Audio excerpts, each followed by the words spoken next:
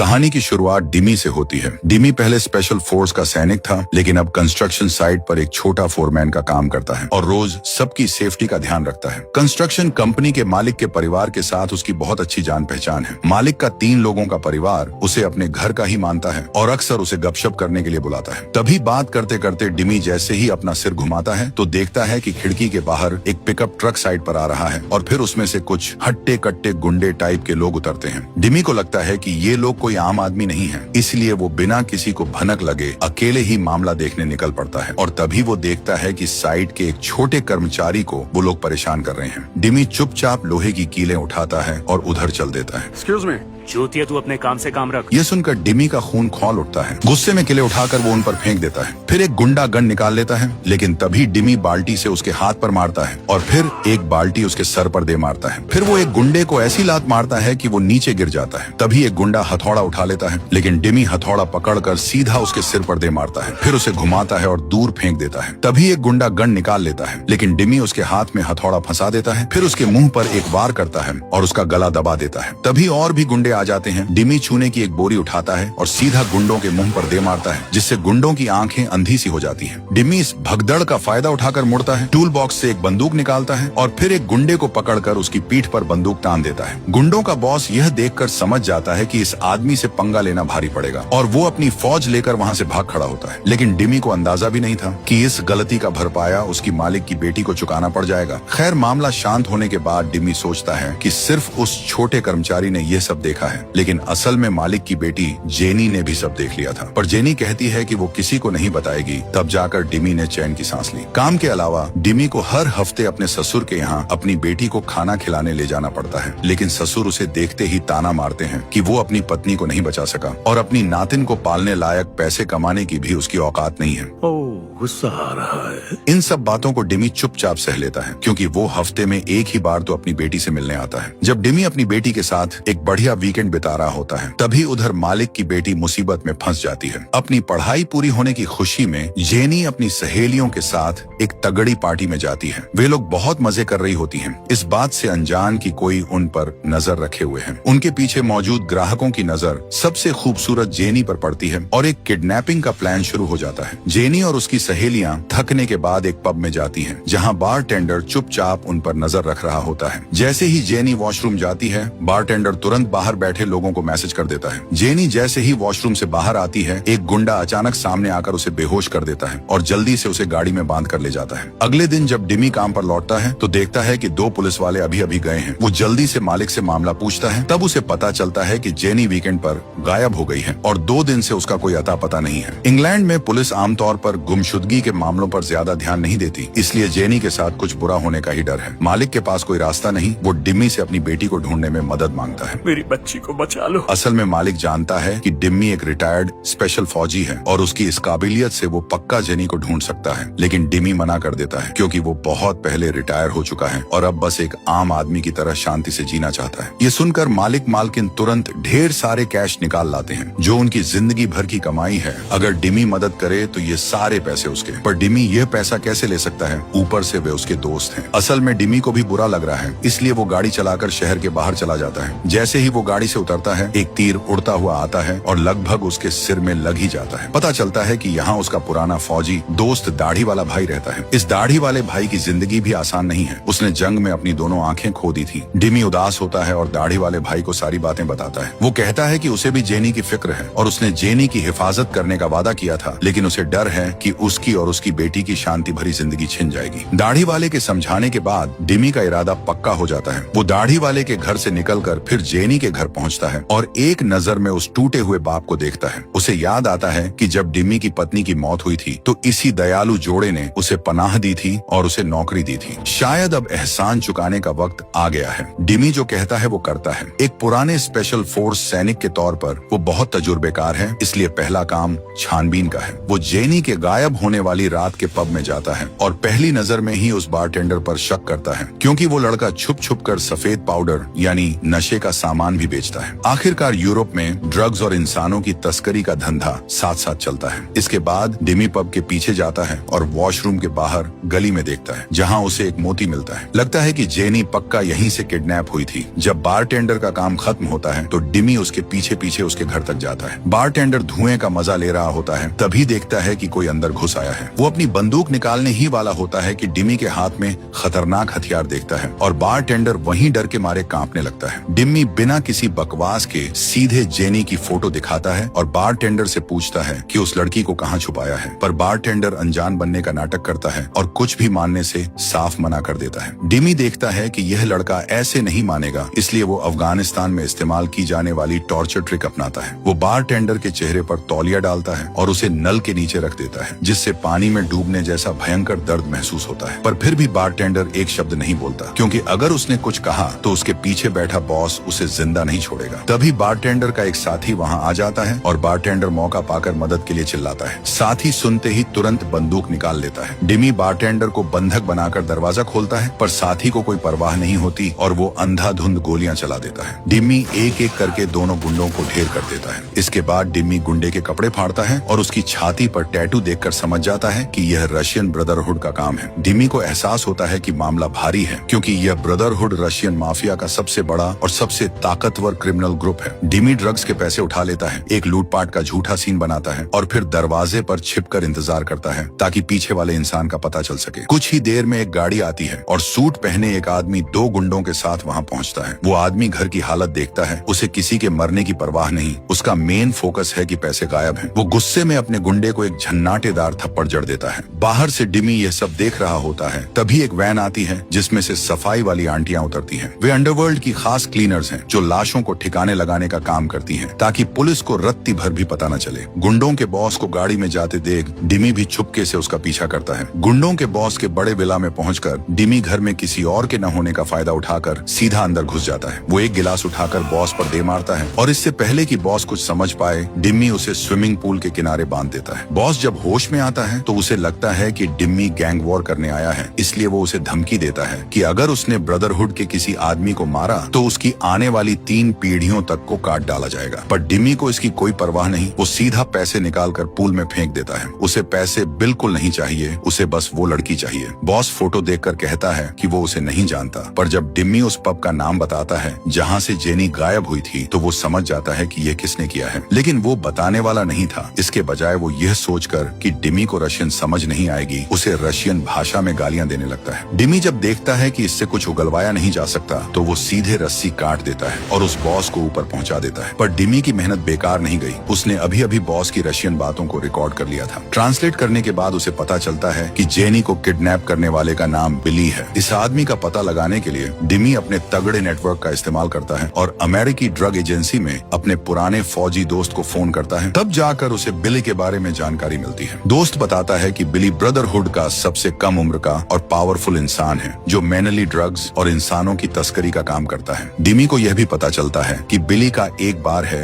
जो ड्रग्स का अड्डा है। उसी रात डिमी उस बार में पहुंच जाता है। उसका नया चेहरा बहुत अलग लग रहा था, इसलिए जल्दी ही एक बाउंसर उसके पास आ जाता है। डिमी नियम जानता है, वो नोटों की एक गड्डी निकालता है और मेज पर रख देता है, जिसके बाद बाउंसर उसे सीधे VIP एरिया में ले जाता है। वहाँ बीच में एक काला आदमी बैठा होता है जो शायद बार का बॉस है। डिमी दुश्मन के बीच घुसने की तैयारी करता है और नाटक करता है कि वो सफेद पाउडर बेचने के लिए पार्टनरशिप करना चाहता है। काले आदमी को यकीन नहीं होता, उसे लगता है कि डिमी पुलिस वाला है, इसलिए वो अपने गुंडों से उसे टेस्ट करने को कहता है। डिमी बिल्कुल नहीं डरता और सीधे गुंडों से भिड़ जाता है, जबकि काला आदमी साइड में बैठकर तमाशा देखता है। गुंडों का तुरंत मुंह नाक सूज जाता है और जब डिमी जानलेवा वार करने ही वाला होता है तब काला आदमी उसे रोक देता है। वो देख लेता है कि डिमी पुलिस वाला नहीं बल्कि एक रिटायर्ड फौजी है। इससे काले आदमी का शक कुछ कम हो जाता है। इसके अलावा डिमी ने आने से पहले पूरी तैयारी की थी और ड्रग्स के बाजार भाव की उसे पक्की जानकारी थी। काला आदमी कोई कमी नहीं निकाल पाता और डिमी के साथ एक बार सीक्रेट डील करने के लिए तैयार हो जाता है। अगली सुबह डिमी काले आदमी के 2 गुंडों से एक नाश्ते की दुकान में मिलता है। वो बताए अनुसार पैसे ले आता है, पर वे लोग माल नहीं देते, सिर्फ एक फोन उसकी तरफ फेंक देते हैं। इस पर डिमी उठता है, मेज पर रखा सारा सिर्फ उनके नाश्ते पर डाल देता है और उन्हें वार्निंग देता है कि कोई चालाकी न करे। वे डर के मारे एक शब्द नहीं बोलते, कोई अनजान देखे तो उसे ही असली गुंडा समझे। डिमी जब वापस गाड़ी चलाकर जा रहा होता है तो वो नया फोन बज उठता है। ये काले आदमी का फोन होता है जो उसे बताता है कि माल सीट के नीचे है। डिमी ड्रग्स का पैकेट देखकर उसे सीधा नदी में फेंक देता है। हालांकि डिमी धीरे धीरे ब्रदरहुड के मेन ग्रुप के करीब पहुंच रहा है, लेकिन अभी तक उसकी बिली से मुलाकात नहीं हुई है। हर बीतता दिन जेनी को बचाने के खतरे को बढ़ा रहा है। डिमी अभी सोच ही रहा होता है कि बिली से कैसे मिले, तभी मौका खुद चलकर उसके पास आ जाता है। काला आदमी फिर से कॉल करता है और डिमी को अगले दिन लंबी पार्टनरशिप पर बात करने के लिए बुलाता है और उसे सूट पहनकर आने को कहता है, क्योंकि कल बड़े लोग आने वाले हैं। डिमी जल्दी से सुबह सुबह एक सूट खरीद लेता है। सच में कपड़े ही इंसान को बनाते हैं। डिमी एक बड़े बॉस के स्टाइल में ब्रदरहुड की ब्रांच में पहुंचता है। कई बार तलाशी लेने के बाद डिमी को अंडरवर्ल्ड के बॉस के सामने लाया जाता है। ये आदमी शुरुआत में कुछ नहीं बोलता, बस डिमी को घूरता रहता है और अंत में मुंह खोलकर कहता है, मेरा नाम बिली है। डिमी के मन में हलचल होती है। जो चाहिए था वही मिल गया। देखने से लगता है कि बिली बहुत बारीकी से काम करता है। उसने डिमी का ड्राइविंग लाइसेंस लेकर बैकग्राउंड चेक करवाया था और जब यकीन हो गया कि कोई दिक्कत नहीं है, तभी मुस्कुराते हुए डिमी के साथ पार्टनरशिप की और उसे एक सूटकेस दिया। डिमी वॉशरूम में जाकर सूटकेस खोलता है, जिसमें सिर्फ नीली गोलियां भरी हैं। वो सारी गोलियां टॉयलेट में बहा देता है। ये चीजें इंसान को बर्बाद करती हैं। बड़ी मुश्किल से बिली से मुलाकात हुई, पर जेनी की कोई खबर नहीं। इसलिए डिमी जेनी के सोशल मीडिया को चेक करने लगता है। अचानक वो देखता है कि उन तस्वीरों में हमेशा एक आदमी उन्हें घूर रहा होता है और डिमी जब उस बारटेंडर का फोन चेक करता है तो उसे उस आदमी के साथ हुई चैटिंग भी मिल जाती है। डिमी उस आदमी की लोकेशन चेक करता है तो पता चलता है कि वो उसी बार में है जिसे बिली कंट्रोल करता है। आखिरकार उसे एक सुराग मिल जाता है और वो तुरंत उस बार के बाहर पहुंच जाता है, पर वो सीधे अंदर नहीं जाता, बल्कि अपनी कार में छिपकर हालात का जायजा लेता है। उसे इस बात का जरा भी अंदाजा नहीं था कि कोई उसकी हरकतों पर भी नजर रख रहा है। बार की उस औरत ने डिमी को पहले देखा था और सीसीटीवी में ये सब देखने के बाद उसे पूरा यकीन हो जाता है कि इसके साथ कुछ तो लोचा है। इसलिए वो तुरंत अपने आदमियों को उसे पकड़ने भेजती है। गाड़ियां अपनी ओर आते देख डिमी को खतरे का एहसास होता है। वो जल्दी से पीछे हटता है और फिर एक मोटरसाइकिल चुराकर भागने लगता है। पीछे वाली गाड़ियां भी उसका लगातार पीछा करती हैं। गुंडे पीछा करते हुए गोलियां भी चलाते हैं, लेकिन जब गाड़ी से निशाना नहीं लगता तो एक गुंडी गाड़ी से उतरकर निशाना लगाने का फैसला करती है और सच में डिमी को गोली मार देती है। डिमी घिसटता हुआ एक पुलिस की गाड़ी से टकरा जाता है। डिमी जब मुश्किल से रेंग कर बाहर निकलता है और पुलिस ऑफिसर को गाड़ी से उतरते देखता है तो उसे लगता है कि वो बच गया, लेकिन गाड़ी से उतरी गुंडी पुलिस ऑफिसर के पास जाकर उससे बातचीत करने लगती है। लगता है कि इस पुलिस वाले को पहले ही खरीद लिया गया था। लेडी पुलिस बंदूक उठाती है और डिमी को मारकर बेहोश कर देती है। उसके बाद डिमी को ब्रदरहुड की गाड़ी में डाल दिया जाता है। जब उसे होश आता है तो वो देखता है कि उसके सामने वही गुंडे हैं जिन्हें उसने नदी में डुबोया था। ये दोनों बदला लेने के लिए डिमी को भी नदी में फेंकना चाहते हैं, पर डिमी कोई आम आदमी नहीं है। वो घसीटे जाने के दौरान ही अपने हाथों और पैरों से लड़ना शुरू कर देता है। ड्राइवर हालात बिगड़ते देख गाड़ी की स्पीड बढ़ा देता है, जिससे तीनों झटके खाकर चक्कर खाने लगते हैं। गाड़ी में लटक रहे तारों को पकड़ता है, उसे एक गुंडे के गले में 3 बार लपेटता है और उसे पीछे की ओर जोर से खींचता है, जिससे गुंडे का दम घुटने लगता है और वो पूरी तरह कमजोर पड़ जाता है। लाल कपड़े वाला गुंडा भी बदला लेने आता है, एक गोली चलाता है और फिर डिमी को दीवार की तरफ धकेलता है और मौका पाकर पिस्तौल निकाल लेता है। दोनों हाथापाई में एक बंदूक छीनने की कोशिश करते हैं। इधर ड्राइवर की गाड़ी का टायर फट जाता है और बेकाबू होकर एक्सीडेंट हो जाता है। ट्रक अनियंत्रित होकर सीधे पलट जाता है और झील की तरफ फिसलने लगता है, लेकिन गाड़ी के अंदर की लड़ाई अभी खत्म नहीं हुई है। डिमी मौका देखकर गाड़ी में रखा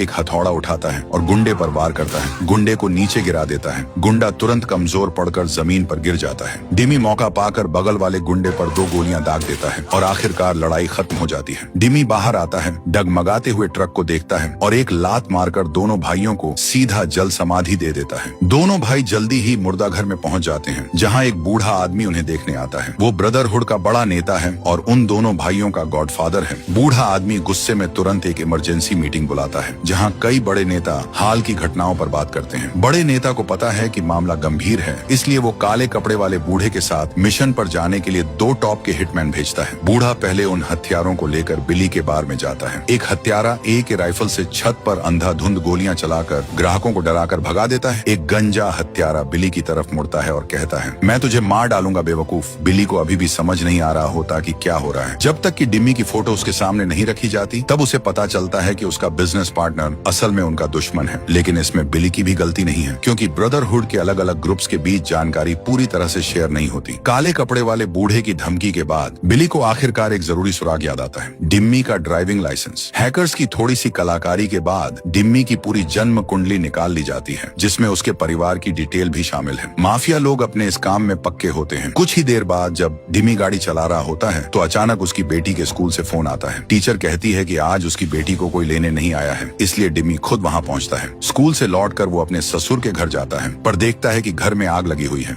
डिमी को खतरे का एहसास होता है और वो तुरंत अंदर घुसकर लोगों को बचाता है। वो देखता है कि उसका ससुर लगभग मरने ही वाला है। डिमी तुरंत उसे अपनी पीठ पर उठाता है और बाहर भागता है। यही वजह थी कि शुरुआत में डिमी जेनी को बचाना नहीं चाहता था। इस तरह की कीमत चुकाना हर किसी के बस की बात नहीं, इसलिए अपनी बेटी की सेफ्टी के लिए डिमी उसे शहर के बाहर अपने दाढ़ी वाले दोस्त के घर छोड़ आता है। दाढ़ी वाला भाई ये सब जानने के बाद डिमी को अपने गोदाम में ले जाता है, जहाँ हर तरह के हथियार छिपे हुए हैं। दाढ़ी वाला भाई उसे सबसे ज्यादा M14 राइफल इस्तेमाल करने की सलाह देता है। ये एक बेहतरीन और खतरनाक हथियार है जो दूर और पास दोनों तरह की लड़ाइयों में तबाही मचाता है। इसी बीच जेनी को जब ले जाया जा रहा होता है तो गुंडे उसके साथ छेड़छाड़ करने की कोशिश करते हैं, पर जेनी भी कम नहीं है। वो आगे वाली सीट पर जोरदार लात मारती है, जिससे गाड़ी सीधे पेड़ से टकरा जाती है और एयरबैग भी खुल जाते हैं। जेनी मौका देखकर जल्दी से भाग खड़ी होती है। उसके जिंदा बचने की चाहत उसकी पूरी ताकत निकाल लाती है और वो पीछे आ रहे दोनों गुंडों को चकमा दे देती है। जब जेनी सड़क पर पहुंचती है तो उसे ठीक सामने पुलिस की एक गाड़ी दिखाई देती है। वो तुरंत मदद मांगने के लिए उसके पास जाती है। गाड़ी से उतरी लेडी पुलिस कहती है कि वो उसे घर छोड़ देगी, पर असल में वो जेनी को एक भारी सुरक्षा वाले एस्टेट में ले आती है। जब जेनी को वहीं दो पुराने गुंडे दिखाई देते हैं तब उसे समझ आता है कि ये सब एक ही गैंग के लोग हैं। वो फिर से माफिया के अड्डे पर आ चुकी है। दूसरी तरफ डिमी बिली के बार में पहुंच चुका है। वो चुपचाप आता है और इससे पहले कि कोई बाहर निकले वो एक गुंडे को मौत के घाट उतार देता है और आगे बढ़ता है। गुंडों को रास्ते से हटाते हुए डिमी चुपके से अंदर जाता है। एक और गुंडा आता है और उसे एक लाश मिलती है। डिमी अचानक सामने आता है और सीधा चाकू घुसा देता है। फिर वह उसे दीवार की ओर धक्का देता है और एक मुक्का मारता है। उसके बाद एक लात मारता है जिससे गुंडा दूर जाकर गिर जाता है। फिर डिमी गोलियां चलाते हुए ऊपर जाता है और फिर वह बिली के सामने आ जाता है। बिली एक औरत को बंधक बनाकर उस पर बंदूक तान देता है, लेकिन डिमी एक गोली चलाता है जो सीधे बिली की हथेली के आर पार हो जाती है। इसके बाद डिमी जेनी की फोटो निकालता है। तब बिली को समझ आता है कि ये सब कुछ इस लड़की के लिए हो रहा है। जेनी को उसी के आदमियों ने किडनैप किया था, क्योंकि किसी ने 20 लाख में जेनी की बोली लगाई थी। डिमी की बंदूक की नोक पर बिली उसे उस मेन अड्डे तक ले आता है। गाड़ी से उतरने के बाद दोनों के बीच आखिरी बार कुछ बातचीत होती है। ये सब खत्म करने के बाद डिमी बुलेट प्रूफ जैकेट पहनता है। वो M14 राइफल पीठ पर टांगता है और असली जंग शुरू हो जाती है। वो सबसे पहले एक साइलेंसर लगी पिस्तौल से घर के पास के पेड़ों पर बैठे स्नाइपर्स को टपकाता है। फिर गश्त लगा रहे लोगों के बीच के खाली समय का फायदा उठाकर वो चुपके से मेन गेट के पास आता है, अंधेरे में छिपता है और मौका देखकर आगे बढ़ता है। वो एक को गिराता है और फिर 2 गोलियां दागकर दूसरे को भी साफ कर देता है। उसी दौरान वो बेचारी जेनी एक गंदे बाथरूम में लाई जाती है और फिर उसे ऊपर लटका दिया जाता है। दरवाजे पर एक मोटा रईस आदमी आता है और जेनी के साथ बदतमीजी करने के लिए आगे बढ़ता है। तभी अंदर घुसा डिमी वहां पहुंच जाता है और गैलरी में एक हैंड ग्रेनेड फेंक देता है। डिमी वो M14 राइफल कंधे पर रखता है। एक छोटा गुंडा सामने आता है। डिमी पास से एकदम सटीक निशाना लगाता है। उसकी निशानेबाजी वाकई गजब है। तभी वो काला आदमी मोटरसाइकिलों के एक झुंड के साथ वहां पहुंचता है। वो अपने लड़कों को खिड़की तोड़कर अंदर घुसने को कहता है ताकि डिमी पर दबाव बनाया जा सके। डिमी को गोलियां चलाते हुए मोटरसाइकिलों से भी बचना पड़ता है। जब बाइक वाला हमला करने आता है तो डिमी फुर्ती से सामने आता है और 2 गोलियां दाग देता है। जब डिमी अपनी बंदूक में गोली भर रहा होता है तभी पीछे मुड़ते ही एक गुंडा सामने आ जाता है। डिमी सीधा उसके सीने पर वार करता है। फिर एक और गुंडा करीब आता है। डिमी एक और गोली मारकर उसे बुरी तरह घायल कर देता है। गुंडे का हाथ पकड़ता है और फिर चाकू से उसके पेट में मारता है। काला आदमी डिमी को घेरने की कोशिश करता है, पर डिमी गुंडे की टांगों के बीच से वार करता है और उसे घुमाकर सीधा जमीन पर पटक देता है। गुंडा मौका देखकर डिमी पर वार करता है। डिमी भी पीछे नहीं हटता। पहले गुंडे के पेट में चाकू मारता है और फिर उसे मेज पर पटक देता है। आखिर में एक जानलेवा वार और काले आदमी के विरोध करने की सारी ताकत खत्म हो जाती है। डिम्मी यही नहीं रुकता, वो उसे गर्दन से घसीटता हुआ परलोक पहुंचा देता है। M14 में नई मैगजीन लगाने के बाद डिमी आगे बढ़कर जेनी को ढूंढना जारी रखता है। अचानक उसे जेनी की आवाज सुनाई देती है। वो आवाज की तरफ जाता है और दरवाजे को लात मारकर खोल देता है। वो मोटा रईस आदमी वहाँ खड़ा होता है। जब मोटा रईस आदमी मारा जाता है तो गुंडे दरवाजे की तरफ अंधाधुंध फायरिंग शुरू कर देते हैं। अपनी सारी गोलियां खत्म करने के बाद डिमी तेजी से आगे बढ़ता है और एक जोरदार लात मारता है। फिर वो गुंडे को पकड़ता है और खिड़की की ओर दे मारता है। डिमी उसे घसीटता हुआ बाथब के किनारे लाता है और उसे जोर जोर से रगड़ता है और कहता है, इंसानों जैसा बर्ताव नहीं करेगा, इंसानों की तस्करी करेगा, मेरी वीडियो लाइक नहीं करेगा, वीडियो को शेयर, सब्सक्राइब और लाइक नहीं करेगा। जेनी मौका देखकर गुंडे की गर्दन पकड़ लेती है और अपनी पूरी ताकत लगाकर उसकी गर्दन मरोड़ देती है। आखिरकार डिमी जेनी को बचा लेता है, पर कहानी अभी खत्म नहीं हुई है। ब्रदरहुड के बड़े नेता द्वारा भेजे गए हिटमैन भी वहाँ पहुँच जाते हैं और इत्तेफाक से वो बिकाऊ पुलिस वाली भी खबर मिलने पर वहाँ पहुँच जाती है। दोनों हिटमैन को बिल्कुल भी अंदाजा नहीं होता कि वो उनकी ही गैंग की पुलिस वाली है। वे पुलिस की गाड़ी पर अंधाधुंध फायरिंग कर देते हैं जब तक कि गाड़ी आग का गोला नहीं बन जाती। सच में बहुत बढ़िया किया। गंजे गुंडे को डिमी दिख जाता है और वो दरवाजे की तरफ गोलियों की बारिश करने लगता है। लंबे बालों वाला गुंडा भी लड़ाई में शामिल हो जाता है। परवाह नहीं कि गोली लग रही है या नहीं, बस चलाए जा रहा है। डिमी सिर बाहर नहीं निकाल सकता, इसलिए वो अपनी छाती पर लगा हुआवे फोन का कवर खोलता है और फिर बंदूक की नली बाहर निकालता है। वो बंदूक पर लगे ब्लूटूथ थर्मल कैमरे का इस्तेमाल करता है, फोन की स्क्रीन पर दुश्मन पर निशाना लगाता है और ट्रिगर दबा देता है। अपने साथी को मरता देख गंजा हिटमैन जल्दी से छिप जाता है, पर डिमी उसे कोई मौका नहीं देता और उसे मौत का एक बड़ा गिफ्ट पैक भेज देता है। आखिरकार उसने सभी दुश्मनों का सफाया कर दिया। डिमी अपने हाथ की M14 राइफल को मेज पर रखता है और चुपचाप उसे अलविदा कहता है। जेनी भी जाने से पहले उस घर की तरफ ठेंगा दिखाती है। वो बड़ा नेता जिसके 2 बेटे मर चुके हैं आंगन में खड़ा रहता है और इसी तरह अपने दुश्मन को जाते हुए देखता है। वो तुरंत ब्रदरहुड के मेन बॉस को फोन करता है और उससे और भी खतरनाक लोग भेजने की मांग करता है, पर बॉस को लगता है कि डिमी लड़की को बचा कर ले गया है, वो अब उन्हें परेशान नहीं करेगा, इसलिए इस मामले को यहीं रफा दफा कर देना चाहिए। वो काले कपड़े वाले नेता को यह धमकी भी देता है कि अगर उसने इस बात को खींचा तो ब्रदरहुड उस पर कोई रहम नहीं करेगा, क्योंकि गैंग का फायदा सबसे ऊपर है। काले कपड़े वाले नेता के पास कोई चारा नहीं बचता। वो चुपचाप फोन काट देता है और बेबसी में एक जोरदार चीख निकालता है,